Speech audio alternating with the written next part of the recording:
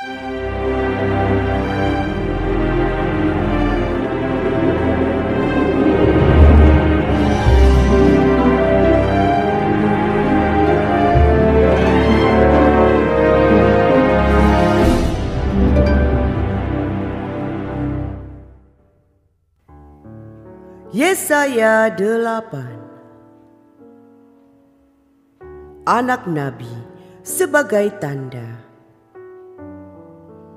Berfirmanlah Tuhan kepadaku, ambillah sebuah batu tulis besar, dan tuliskanlah di atasnya dengan tulisan biasa, Maher Shalal Hasbaz. Maka aku memanggil dua saksi yang dapat dipercaya, yaitu Imam Uria dan Zakaria bin Yeberekia. Kemudian aku menghampiri istriku. Ia mengandung dan melahirkan seorang anak laki-laki. Lalu berfirmanlah Tuhan kepadaku, namailah dia Maher Shalal Hasbaz. Sebab sebelum anak itu tahu memanggil Bapa Ibu, maka kekayaan Damsyik dan jarahan Samaria akan diangkut di depan Raja Asyur. Penyerbuan Asyur ke Yehuda. Tuhan melanjutkan lagi firman-Nya kepadaku. Oleh karena bangsa ini telah menolak air Shiloah yang mengalir lamban, dan telah tawar hati terhadap Rezin dan anak Remalia. Sebab itu, sesungguhnya Tuhan akan membuat air sungai Efrat yang kuat dan besar meluap-luap atas mereka, yaitu Raja Asyur dengan segala kemuliaannya. Air ini akan meluap melampaui segenap salurannya dan akan mengalir melampaui segenap tebingnya, serta menerobos masuk ke Yehuda. Ibarat banjir yang meluap-luap hingga sampai ke leher. Dan sayap-sayapnya yang dikembangkan akan menutup seantero negerimu, ya Immanuel. Ketahuilah hai bangsa-bangsa, dan terkejutlah. Perhatikanlah, ya segala pelosok bumi. Berikat pingganglah dan terkejutlah. Berikat pingganglah dan terkejutlah. Buatlah rancangan, tetapi akan gagal juga. Ambillah keputusan, tetapi tidak terlaksana juga. Sebab Allah menyertai kami. Yesaya terpaksa bersembunyi. Sebab beginilah firman Tuhan kepadaku, ketika tangannya menguasai aku, dan ketika ia memperingatkan aku supaya jangan mengikuti tingkah laku bangsa ini.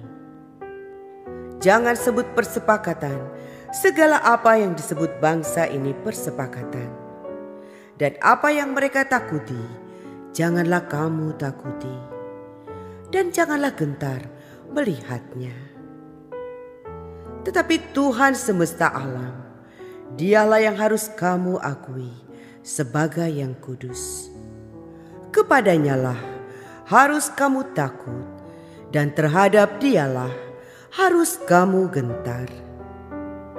Ia akan menjadi tempat kudus, tetapi juga menjadi batu sentuhan dan batu sandungan bagi kedua kaum Israel itu, serta menjadi jerat dan perangkap bagi penduduk Yerusalem.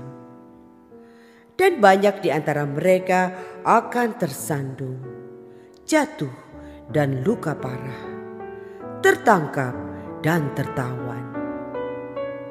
Aku harus menyimpan kesaksian ini dan memeteraikan pengajaran ini di antara murid-muridku. Dan aku hendak menanti-nantikan Tuhan yang menyembunyikan wajahnya terhadap kaum keturunan Yakub. Aku hendak mengharapkan Dia.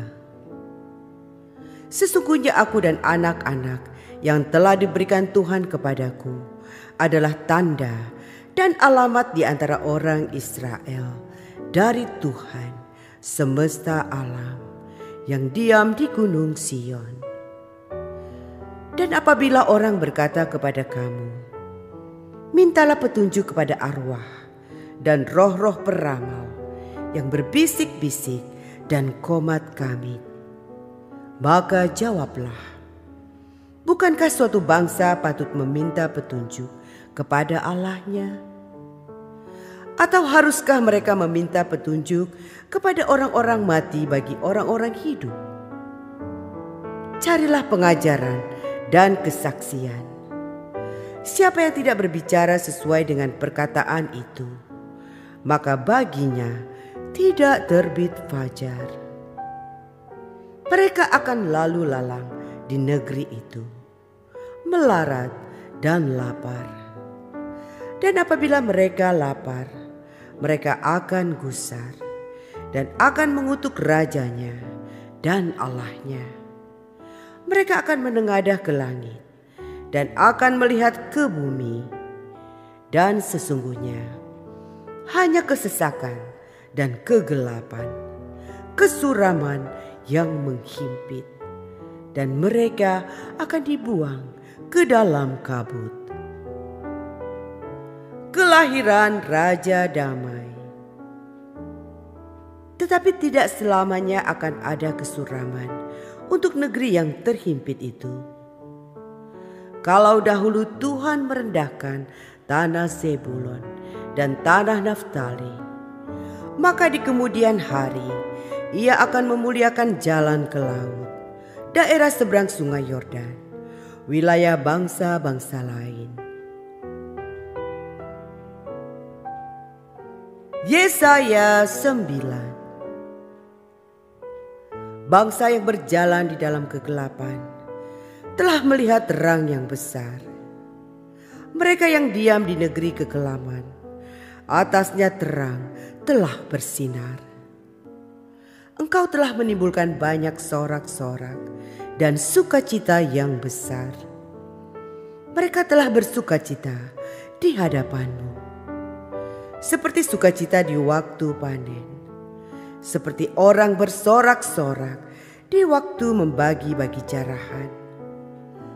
Sebab kuk yang menekannya dan gandar yang di atas bahunya, serta tongkat si penindas, telah kau patahkan, seperti pada hari kekalahan Midian. Sebab setiap sepatu tentara yang berderap-derap dan setiap jubah yang berlumuran darah akan menjadi umpan api. Sebab seorang anak telah lahir untuk kita, seorang putra telah diberikan untuk kita. Lambang pemerintahan ada di atas bahunya, dan namanya disebutkan orang Penasehat Ajaib, Allah yang perkasa, Bapa yang kekal, Raja Damai. Besar kekuasaannya, dan damai sejahtera tidak akan berkesudahan di atas tahta Daud dan di dalam kerajaannya. Karena Ia mendasarkan dan mengokohkannya dengan keadilan dan kebenaran dari sekarang sampai selama-lamanya. Kecemburuan Tuhan semesta alam akan melakukan hal ini. Murka Tuhan terhadap Efraim. Tuhan telah melontarkan firman kepada Yakub, dan firman-Nya itu menimpa Israel. Biarlah seluruh bangsa itu mengetahuinya, yakni Efraim dan penduduk Samaria, yang berkata dengan congkaknya dan tinggi hatinya, tembok batu bata jatuh, akan kita dirikan dari batu pahat. Pohon-pohon ara ditebang, akan kita ganti dengan pohon-pohon aras. Maka Tuhan membangkitkan para panglima Rezin melawan mereka dan menggerakkan musuh-musuh mereka, orang Aram dari timur dan orang Filistin dari barat.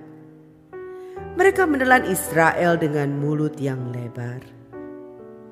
Sekalipun semuanya itu terjadi, murkanya belum surut dan tangannya masih teracung. Tetapi bangsa itu tidak kembali kepada Dia yang menghajarnya, dan mereka tidak mencari Tuhan semesta alam. Maka Tuhan mengerat dari Israel kepala dan ekor, batang dan ranting pada satu hari juga. Tua-tua dan orang yang terpandang itulah kepala, dan nabi yang mengajarkan dusta itulah ekor.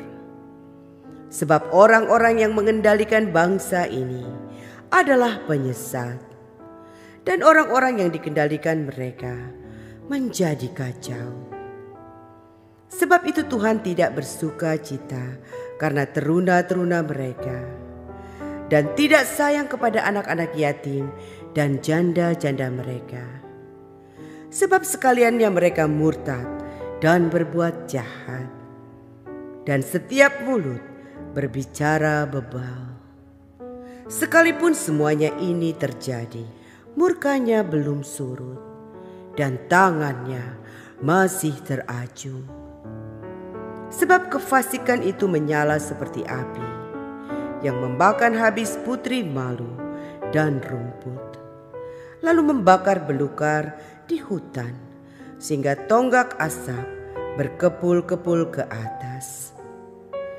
Oleh karena murka Tuhan semesta alam, terbakarlah tanah itu, dan bangsa itu menjadi makanan api.